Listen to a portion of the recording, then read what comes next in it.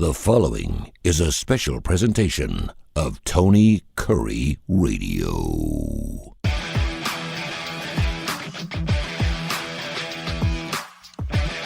Welcome back to another award-winning Keefer and Kurre show. He's Kip Keefer. I'm Tony Kurre. We do a show every single week where we pick topics. We go back and forth. This week it's my turn. Of course, you can hear the show at least 5 times a week on the TKR app, Tony Kurre Radio app. Download that app like 100,000 folks have. You can hear the show as many times you want. If you miss it, you can also hear it, of course, on the Tony Kurre Radio Podcast Network. We're available on every major industry, and we love doing this show. And, of course, Kip also has a show called Need to Know, which also airs 5 times a week. So you have 10 different shows running weekly right here on Tony Kurre Radio. Man, people are sick of me. No, not yet, brother. As long as the content is king. As long as you keep bringing it, man, you can have as many shows you want. So this week, Kip, I wanted to get into, it's graduation season. Our babies are growing up. They're moving on. We're becoming empty nesters. And something happened this week. At the age of 57, I'm 57. I'm losing my first one. My first one graduated high school this week. And it's crazy because I've got friends of mine who lost their first ones like 20 years ago. And I had to hear about it, and I was in my mid-30s. Hell, I wasn't even married at that point in time. I'm like, yeah, congratulations. Good for you. That's great. Super. Because my mom and dad didn't even show up to my graduation. It wasn't a thing back then. That's right. Mom and dads, we didn't have emails. Moms and dads weren't emailing. If you went to PTA, you were a helicopter parent, okay? And that was like once a year. I don't think my mom ever went to a PTA. They never had any reason to think, if you got sick at school, you just made it through the end of the day. You didn't go to the nurse's office. There were no pediatric doctors. We only had one doctor for everything. So it was a different time. And the thing I'm finding out about my 18-year-old son, and I'm really feeling it, is he doesn't need me anymore. And if he doesn't need me anymore, I've done something right. And that's a beautiful feeling. As a parent, you want your children to always need you in some capacity, and that's where Venmo comes in play, by the way. They can always Venmo you. But, I don't want him to need me anymore. And much like Marlin and Nemo, it's time to push the little fish out of the nest and see what he's all about. And I thought about this. You think they're ready not to conquer the world, but you think they're ready to try and conquer the world. You want them to go through everything, not that we necessarily went through, but everything you have to go through life and take. And I had 2 messages for my son last night. We were praying over dinner, and it was after his graduation. And I said, first of all, understand that there are no failures in life. There are learning experiences. If you do something and it doesn't come out the way you want it to, it's not a failure if you're learning something from that process. And Lord knows I've had a million of those in my life. The second thing is that everything that happens to you is a blessing. We always think of blessings as wonderful things in our life. And certainly my son graduating is a blessing. But you have to look at your life, at least I do, from a biblical standpoint, that everything that happens in your life is a blessing in some form or fashion because it's part of a bigger plan that we just don't quite understand at that point in time. And so I thank the Lord for all the good things and the bad things in my life. Before we get into our topic, and I saw an article that I thought was really interesting that kind of made me think about the things that kids don't tell their parents, the things that parents don't tell their kids. But tell me a little bit about your family, about your boys, about what kind of way you grew up, some of the things that briefly you shared with them or they shared with you. I know your sons are older now, and then we'll get into our topic. Well, I've given this a lot of thought since you told me yesterday what the topic was going to be. And I don't want to be preachy or, pontificate here, but I feel at this stage, my sons are 34 and 30. They're both outstanding young men. They're both doing amazing things in their lives. They both have skill sets that far exceed the old man. And I'm so pleased to be able to say that. But, Tony, I think what you just said is really spot on in terms of at some stage, they have to be allowed to kind of strike out on their own and find their way themselves because you mentioned the helicopter parent term. I mean, I know parents that are still that way. They have kids the same age that mine are, and they're still involved every day in almost every aspect of their lives because they really didn't equip their children to be ready for that challenge. Yes. And it just it's like launching an airplane when you don't have enough flight hours to be at the controls. So it's almost like a constant emergency for some people. But I think for me, the key to the deal was I was so blessed to have two very perceptive, very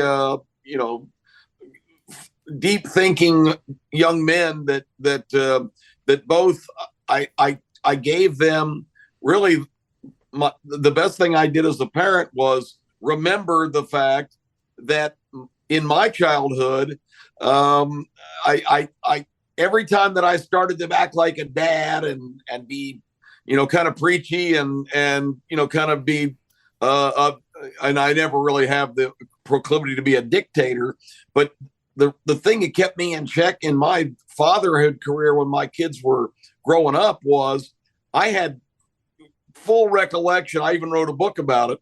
I've got a book that I published called What Does George Clooney Have That I Ain't Got?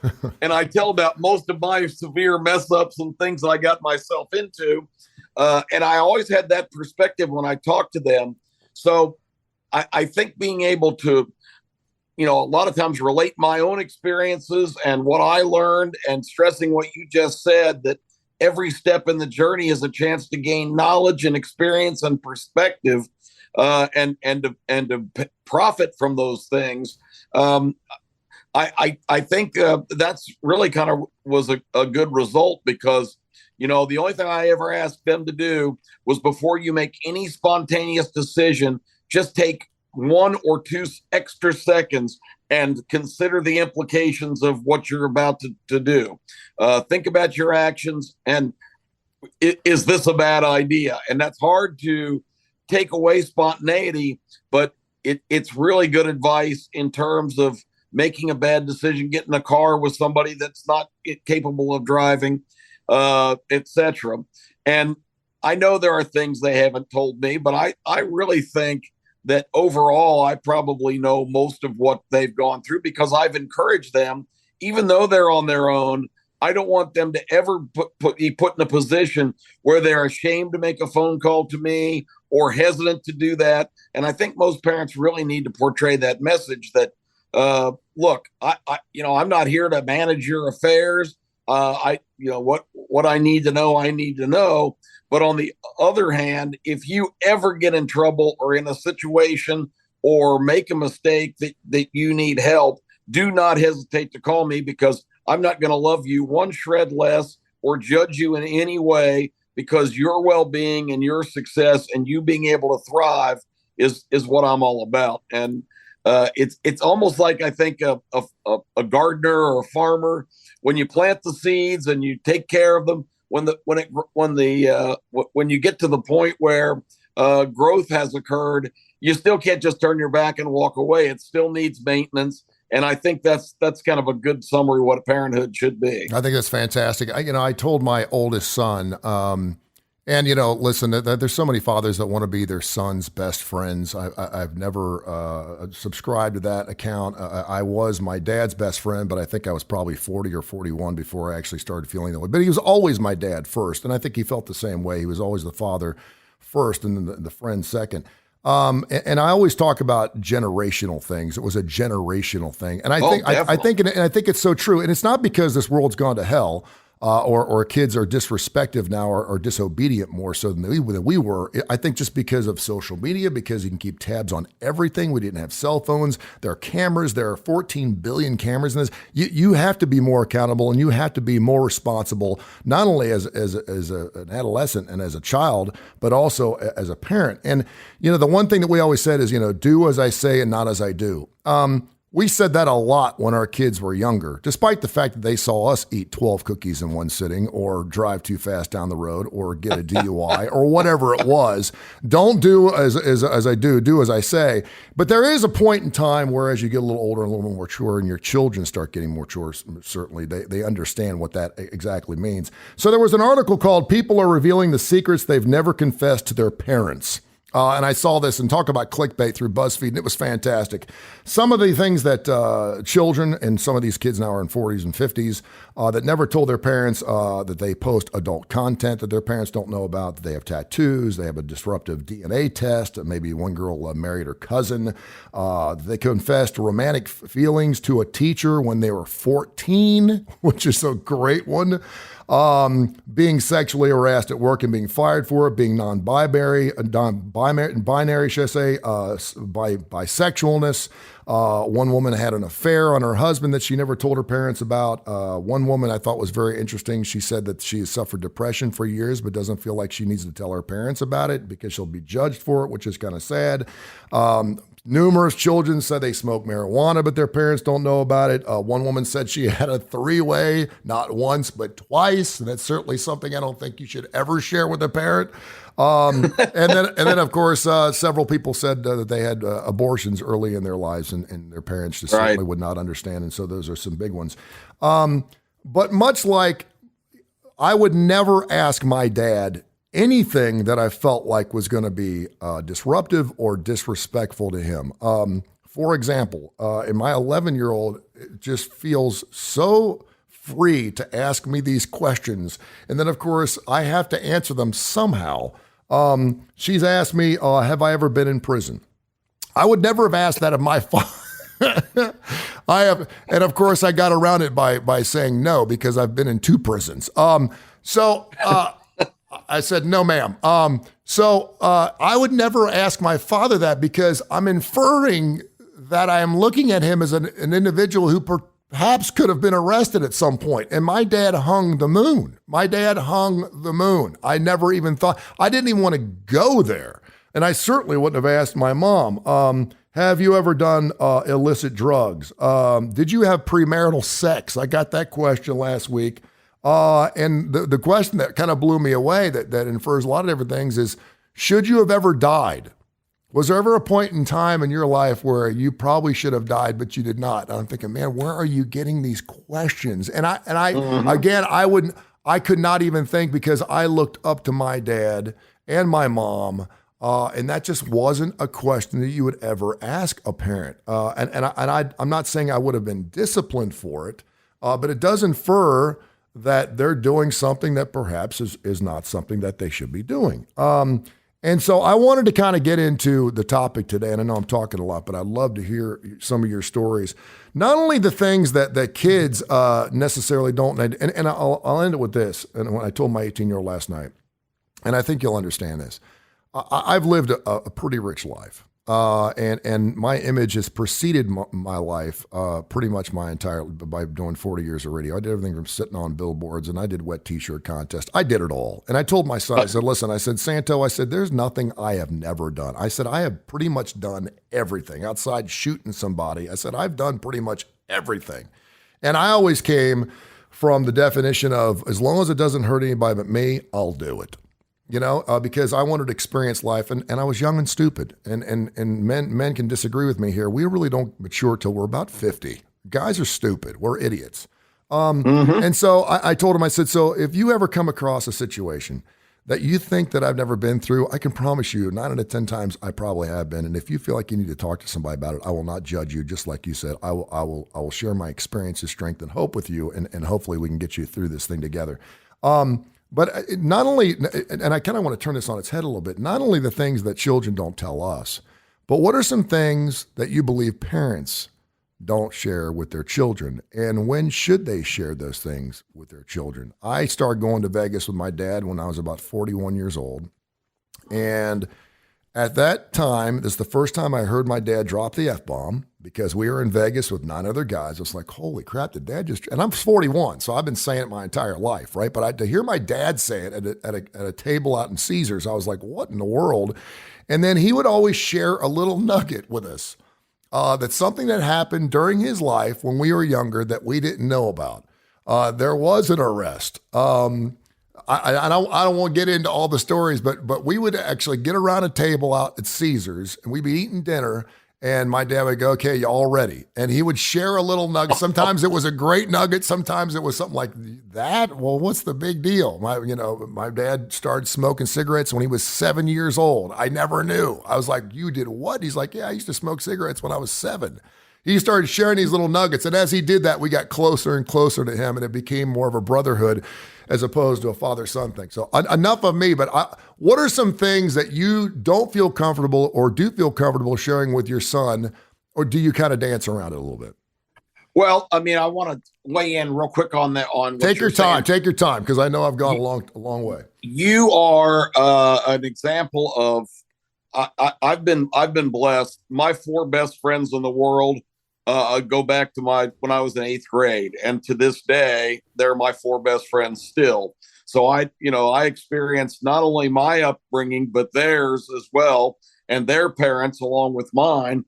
And in 2 of those cases, their parents were much older than mine. My parents were only 22 and 21 respectively when they brought me in the world. And frankly, Tony, they didn't have a clue what they were doing. Great people, well-intentioned, but they really winged it, because I think I came, well, let's put it this way. They were married in December of 1958. And I debuted in October. So if you start counting on your fingers, that's pretty damn close. So my arrival was probably a little unexpected, but so that kind of changed the dynamic of the relationship. But 2 of my friends, really kind of the same experience as you. It was a generational thing. And those guys' dads both were old enough where they, probably didn't father Joe or Mark until they were in, almost 40, if not already 40. So, I mean, they went back to like the Depression era, and they grew up in a completely different time where it was a completely different mindset in terms of just surviving, and the responsibilities of, quote, being a man were a completely different set of circumstances. Great point. And so their upbringings were completely different than mine. I had, you mentioned your relationship with your dad. My situation, I think what gave me a lot of preparation for this assignment of being a father, and came from the fact that my dad and mother got a divorce when I was 12 years old, back in a time where divorce wasn't very prevalent. It wasn't really a thing. I didn't know a single other person in my whole network of people in school and that I dealt with that had parents that were divorced at that time. It wasn't really very common. And I was just appalled by it. I was, you talk about keeping secrets. It wasn't from my parents. It was from my friends and all of the people that I dealt with, all my teachers and other people. I didn't want anybody to know. Yeah. That was like, I was scarred. I was humiliated. I was embarrassed. My family had come apart at the seams. And my dad was the classic late 30s. Well, let's see, at that time, he was still only his mid 30s. So, but he was basically, it was Bill Keefer gone wild. He just had his second childhood. He got married young, and he just cut loose and got involved with a lot of questionable individuals. And all this is in my book. But I talk about later on when I went up, because he was really pushing me. He had been transferred to Memphis, was really pushing for me to go to college up there, away from everything I knew in Georgia. So he wouldn't, he could pay less if I had residence with him and in-state tuition. And when I went to Memphis for the first time, because I had been pretty much separated from him for a couple of years and didn't want anything to do with him, because he had a lot of new relationships. One of them with a bartender in downtown Atlanta who was a little bit questionable in the character department. I mean, I'm sure she was a lot of fun, but and I don't want to take up a lot of time, but when I got to Memphis for that first visit, when he was trying to recruit me to go to school at Memphis State, the first place we went was the strip club called Gigi's Angels. And it turns out, Tony, that Gigi was the former bartender who he had basically been the home wrecker for my family. Oh, wow. But I didn't know that, of course, because he did not share that with me. But it was pretty easy to put the two pieces together. So sitting there in that place and her coming over and talking to us, they had broken up by that time, because by the time that he moved her to Memphis and they got settled in, she was too wild even for him. She was having a lot of other people over, and I don't need to get into the details, but you can paint the picture in your head. But it was one of the most surreal experiences of my life to be sitting there at a table in a strip club with the proprietor, who had been financed by some of the money guys. We talked about Jerry Lee Lewis last week. Some of those guys had set her up in business there. Oh, wow. And for her to be asking about what my goals were, what my future was, and all that kind of stuff. Very interesting afternoon that I spent there. So that gives you a little perspective on what I dealt with. And I didn't have to ask my dad if he'd gone to jail. I had to bail him out twice. So, wow. So anyway, I had a whole different experience. But I think in some ways, like you said, everything that happens to you is a great teacher, because I think that kind of prepared me with our role reversal for my fatherhood career. And I think I did a lot better job. And my dad was just a good time guy, and we had so many great times, but that was my experience. I think from a parents of what not you don't tell your kids, the fact that I get criticized for it, sometimes I do Facebook posts and I really kind of let it fly and let my feelings be known. And like I say, I wrote a book, pretty much an autobiography about all the different dumb things I've done. So I've been more of an open book. I'm not very guarded on that, because I really take to heart what you said. I think every day that you're around here, you build experience and perception, and there's no such thing as, unless it's something catastrophic, everything's a learning opportunity. And I think you were spot on when you said that. So that's just a little background of where I am as we continue the discussion. Maybe people have more of a perspective of where I'm coming from and some of the ways that I've developed and the views that I hold dear. You're listening to Keefer and Kurre. Of course, we do the show every single week. He's Kip Keefer. I'm Tony Kurre here on TKR. You can hear the show at least 5 days a week and anytime on our Tony Kurre Radio Podcast Network, as well as Kip Keefer's Need to Know, which also airs 5 times a week. Yeah, the thing that I think that we've gotten a little away from, and I will say this, and again, we're going to go generational here. I think fathers are a much bigger part of children's lives now than they were back in our generation. And generationally, we're talking 17 to 20 years. So you can go back a couple of generations if you want. It was just a foregone conclusion that the father was going to work, the mother was going to stay home. Yes. And I never threw ball with my dad in the backyard until I was probably in my 40s. He used to love to pitch horseshoes. I didn't go camping with my dad. My dad never went to church. He was a newspaper distributor for the Cincinnati Enquirer, so he worked 7 days a week for over 40 years, never missed a day of work in 40 years. Wow. But he would work from 11 o'clock at night till 8, 9 o'clock in the morning. There were many mornings where he'd stop up at Earl's Pony Keg after a long night of throwing over 1,200 newspapers and would have a couple of beverages. And I never forget it. He would be sitting at the breakfast table while I was going to school, and he'd be sitting there smoking a Marlboro, and he'd put his Marlboro out in a half of a grapefruit on the kitchen table while he ate some cottage cheese. And I can remember that smell of cigarette smoke, cottage cheese, grapefruit, and Bud Light. And a combination. It was one of the best smells and I can still smell it. It would waft across the table. It would just bring a smile to my face. Reassuring. And I love that man more than anything. And again, when you paint a picture, you got to paint the entire canvas before it's finished, right? And it's always changing before you sign your name at the bottom. And that's what I hope children look at when they look at their fathers, because we do change. We're both changing. We're both going in different directions. I think my big thing is I have made a ton of mistakes. And much like your book, my radio show on Jocks, on ESPN, and certainly on Classic Rock 99.5, that was my book. And I think one of the reasons so many people like to listen to me was I would tell it like it is, and mm-hmm. I would share. I shared everything. So much so, I would give out my cell phone number here on TKR. I don't care. And people would call me and they would know so much about my life, and I'm thinking I'm getting stalked. Well, no, it's because I shared it on the radio last Tuesday. Yeah. And so I've always done that. I've always been as transparent as I possibly could be. And I've always wanted my kids, and I think this goes for most parents, you want them to learn from your mistakes.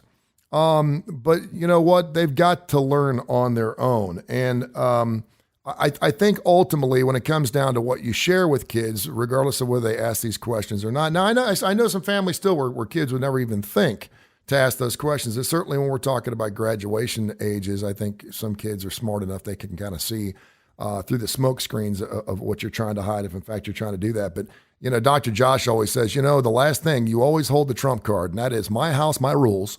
If you're in my house, it's my rules. And the second thing is, and he goes, and don't fret to use this. He said, but sometimes you just got to tell your kid that's just the way it is. Yep. It's just, you know what? You're not getting that answer. I don't owe you that answer. I brought you into this world. I'll take you out of this world. And that's just the way it is. Don't ask me again. And if they want to keep on keeping on, and if they sit there and want to, for God's sakes, my kid's in debate club. So that I get some questions on occasion. I'm going, dude, I'm not answering this question. I'm not going there. And sometimes I'll just revert back to one day you'll understand. That's the way I could put it. One day you'll understand. It'll probably be when you're about 50, like most men.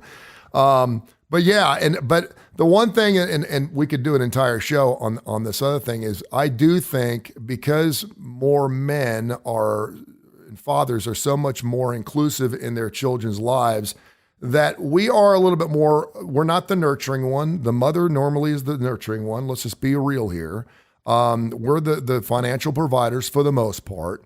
And we want to be part of those recitals. We want to go to those graduations. We want to throw a ball with our boy. We want to be the coach of the little league team. We want to do all those things. And I think sometimes by doing that, we get too close to our kids. And what I mean by that is we become their friend.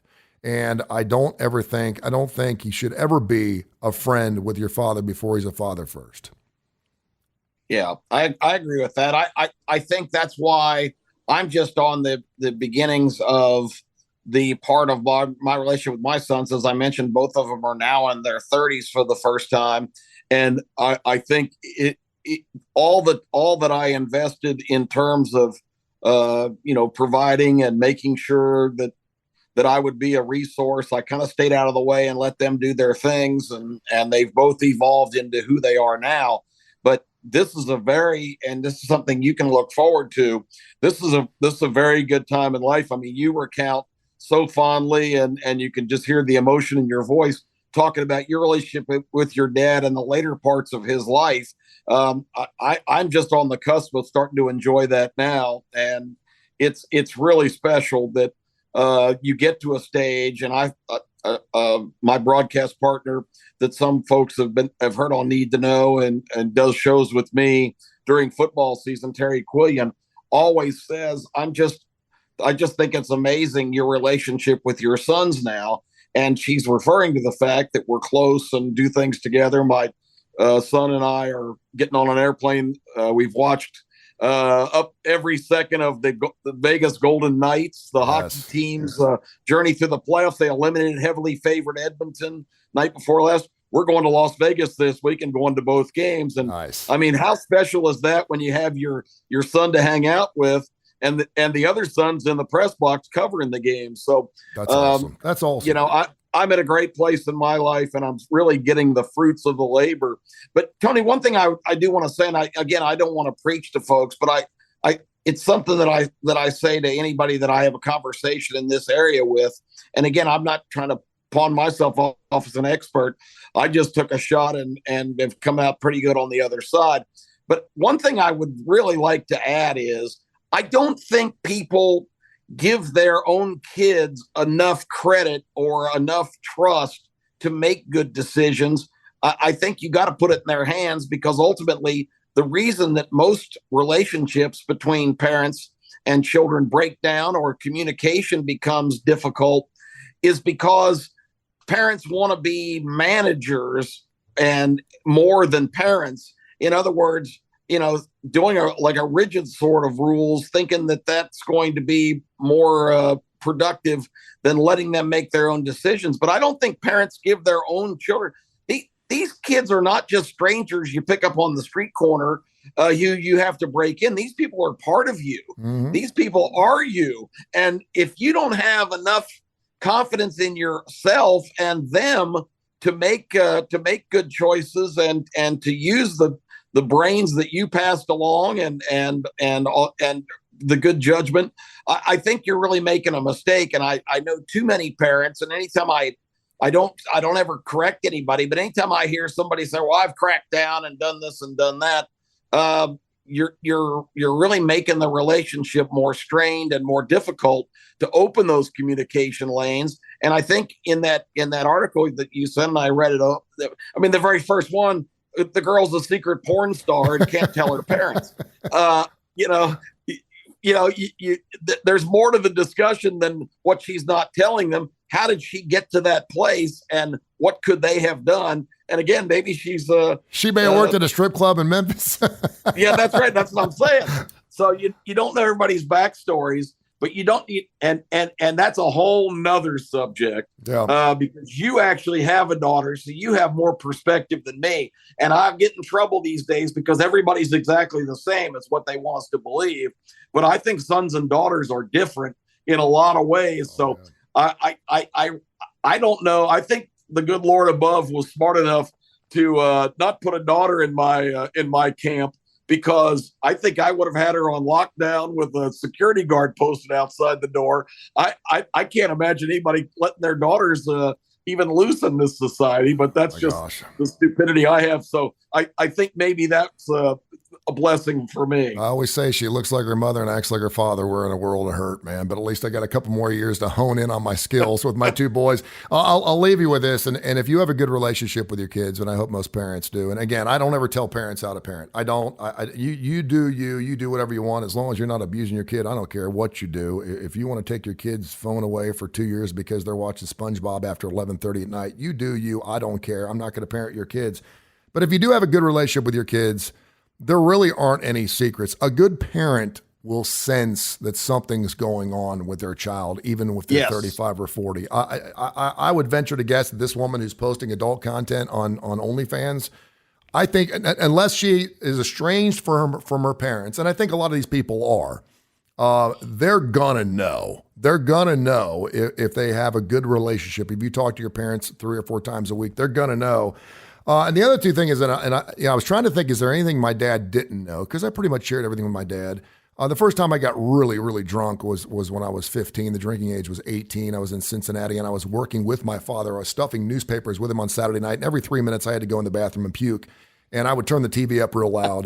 and he didn't. I must have puked 20 times. He never said a word to me about it. My dad knew.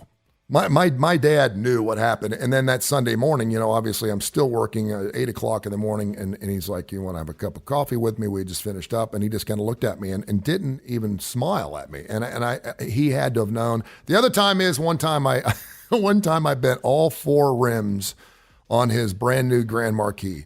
And that entailed some alcoholic beverages as well. When I was down at Xavier University, I took the car out, and he's like, "How'd you do that?" And I said, "Man, I must have hit a curb or something. I don't remember." And of course, he just kind of looked at me.